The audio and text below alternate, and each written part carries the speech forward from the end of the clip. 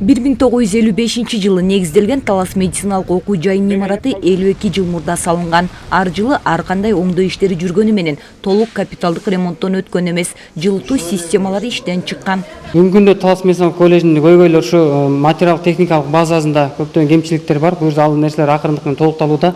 Жана ремонт иштерин азыр биз турган биринчи кабаты, бул биз турган здание 72-жылы курулуп колдонууга берилген. Ошондон бери толук капиталдык ремонт иштери жүргүзүлгөн эмес.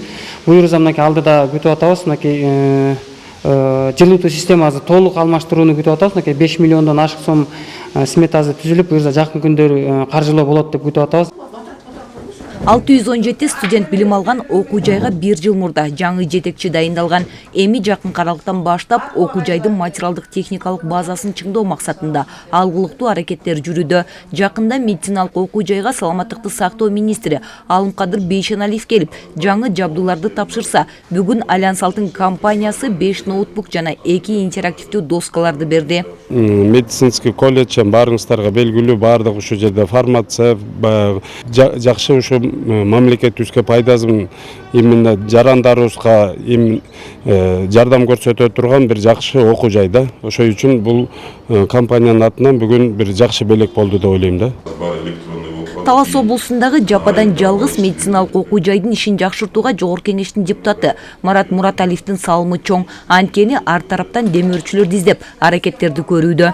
Биздин медучилищеге союз тарагандан бери бир депутат келди, бир министр келген жок. Анан ушундай проблемалар бар деп, анан биз Алмбек экөөбүз ушул проблеманын үстүнөн иштеп баштадык. Мага келип жогорку кеңешке, анан мен буга айттым, бияка кат жаз, эми бул биздин жумушубуз ошол да. Силер айткан талапты тияка жеткизип, жогорку кеңеш өкмөткө. Анан ошонун аткарылышын биз көзөмөлдөбүз керек да. Анан ошондо отурганда азыр эми 21-кылым мынакей технология өнүгүп атат, а бизде мед колледжибизде ни одной азыр современный немелер жок экен, даже компьютерлер жок экен. Анан ошол эжекелер мага ушинтип айткандан кийин анан кой деп барып суранып өткөндө бир партиясын алып келип берип кеткенбиз тоже. Эми жакын аралыкта окуу жайдын биринчи кабатынын ремонту башталат. Ага дагы мамлекеттен 4 миллион сомдон ашык каражат каралмакчы. Бегайма Сынбаева, Мелис Селебесов, Зина Акматова, Талаш шаары.